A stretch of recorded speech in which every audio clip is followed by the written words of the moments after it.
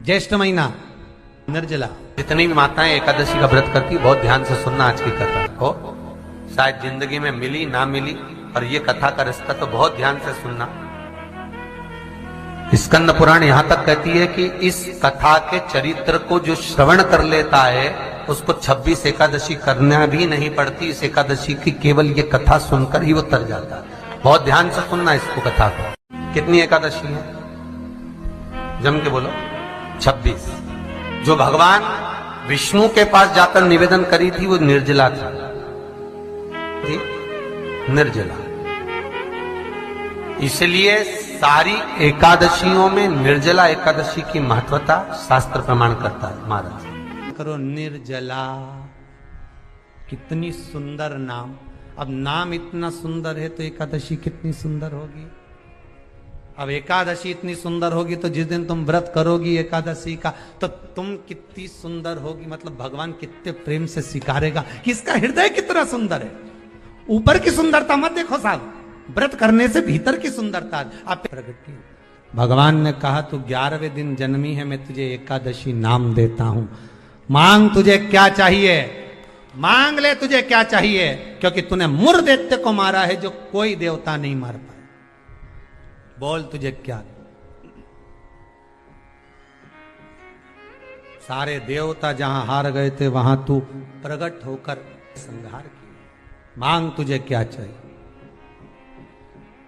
एकादशी ने भगवान विष्णु से कहा, नाथ प्रभु वर दे दो।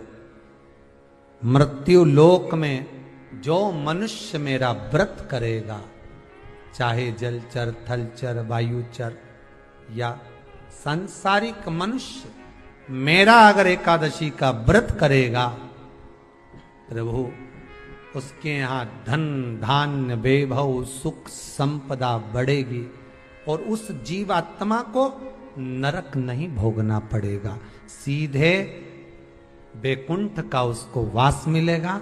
जब जीव आत्मा को लेकर चला जाएगा, यम के दूत जब बंदी बनाकर ले जा रहे होंगे उस जीवात्मा को जिसके प्राण छूटे होंगे, यम के दूत जब बंदी बनाकर ले जा रहे होंगे, तब मुझे वर दो कि मैं इसका हाथ पकड़कर बेतन्नी से पार उतार कर सारे नरकों से निकालती हुई आपके धाम में लेकर आऊं। भगवान ने वर दे दिया, तथास्तु। हे एकादशी सुनो, मृत्यु लोक का मनुष्य अन्न का त्याग कर कर, क्योंकि अन्न में एकादशी के दिन पाप पुरुष रहता है, अन्न का त्याग कर कर एकादशी के दिन जो मनुष्य तुम्हारा व्रत धारण करेगा, उस व्रत को करेगा और उस व्रत को धारण करेगा, उसकी मनोकामना पूर्ण होकर वो मेरे ही धाम को जाएगा।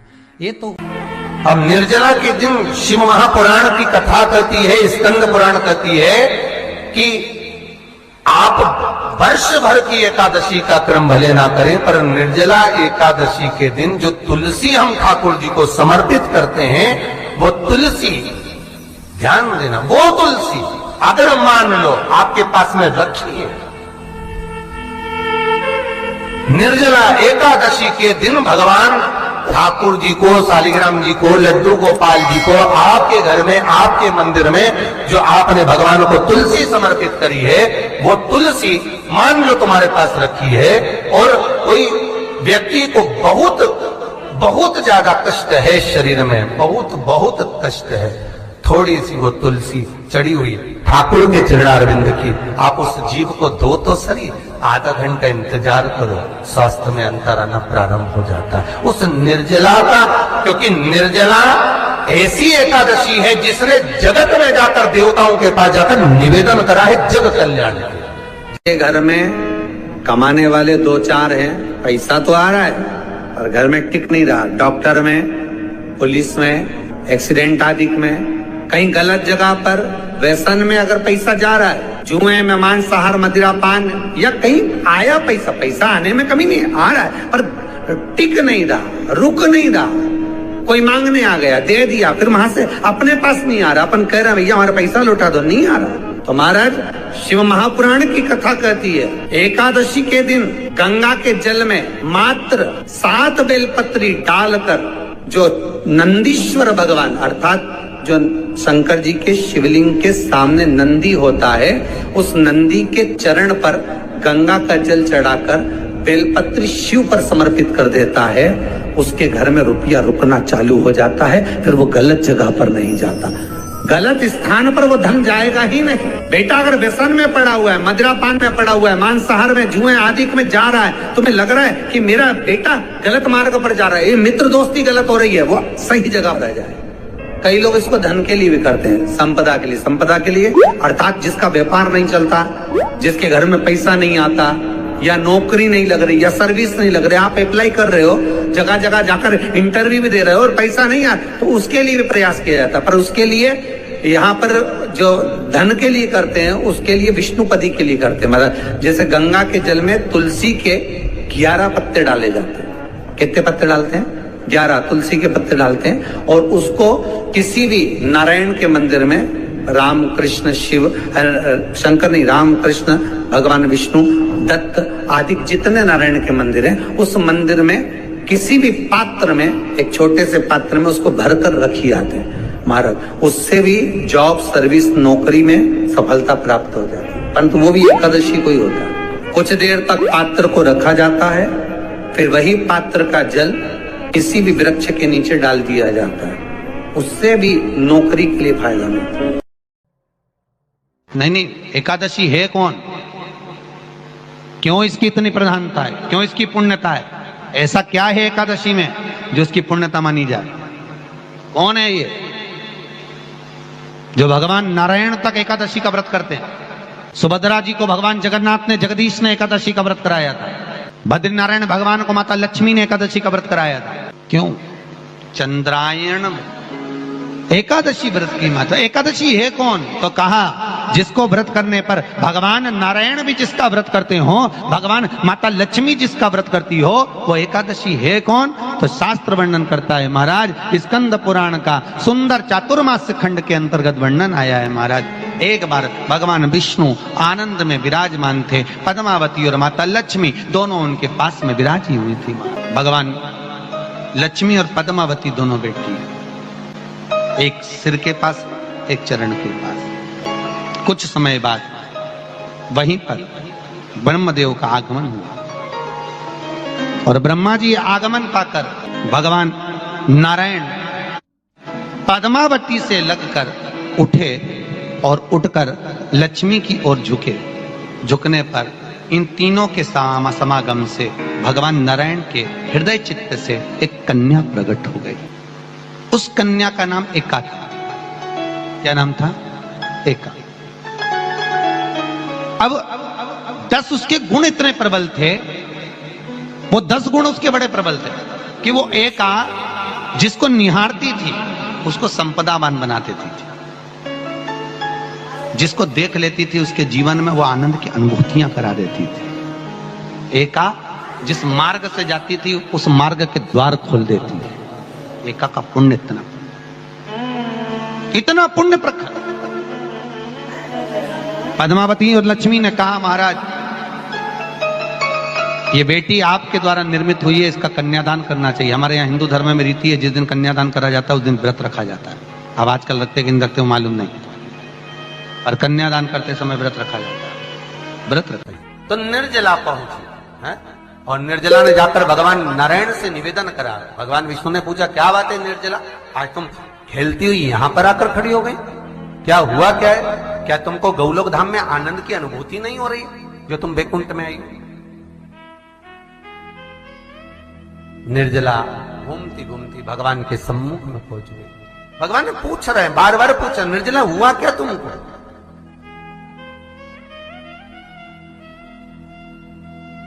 ए निर्जला, ए एकादशी, हुआ क्या है तुमको? क्या कारण है तुम्हारे यहां आने का, वैकुंठ पहुंचने का?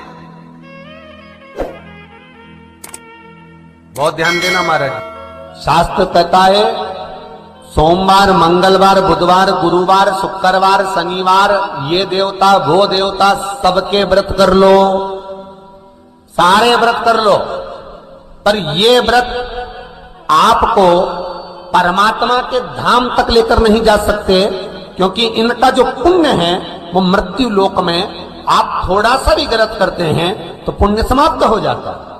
पर हिंदू धर्म के 3 व्रत ऐसे बता दिए जिन व्रतों का पुण्य समाप्त नहीं हुआ।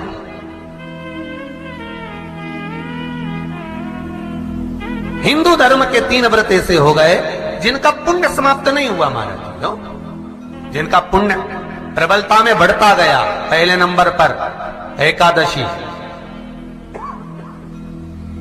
दूसरे नंबर पर प्रदोष और तीसरे नंबर पर शिवरात्रि। सबसे पहला नियम एकादशी व्रत का सबसे पहला नियम है कि आप जिस दिन व्रत करो उसके एक दिन पहले भक्ति का संचार इस हृदय में कर लो। भक्ति का संचार इस हृदय में कर लीजिए। जिस दिन आप व्रत करो, जैसे एकादशी का व्रत कर रहे हो तो दशमी के दिन शाम का समय जब आवे, रात्रि जब होने लगे, शाम का समय आवे और रात्रि का आप जब भोजन ग्रहण करो तो उस भोजन में कोई ऐसा पदार्थ ग्रहण मत करिए जिस पदार्थ के कारण आपकी एकादशी बिगड़ जाए।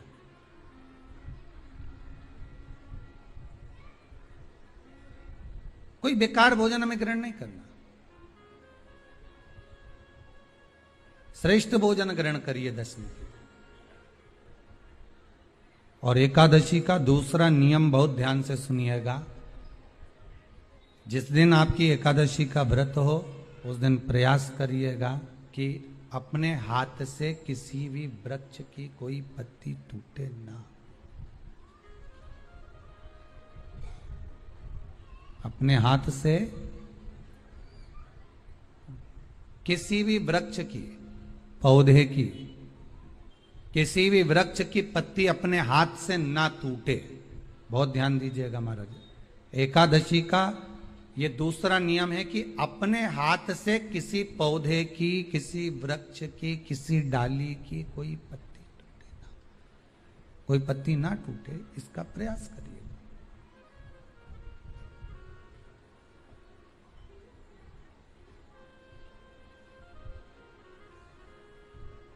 कितना सुंदर व्याख्यान कहा है, कितना सुंदर वर्णन है महाराज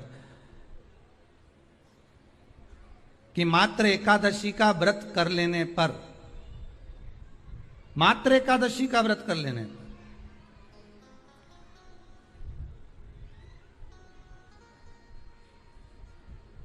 जो पूर्व में किया गया हमारा पाप कर्म है, हमने किसी जीव की हत्या करी है, हमने किसी को कष्ट प्रदान करा है, हमने किसी को अपशब्द कहा है, हमने किसी को ताने दिए, हमने किसी को आड़ा टेढ़ा कहा है, हमने किसी को गालियां दे दी है, मात्र एकादशी का व्रत ही कर लेने पर ये सारे जो दोष हैं वो समाप्त हो जाते हैं।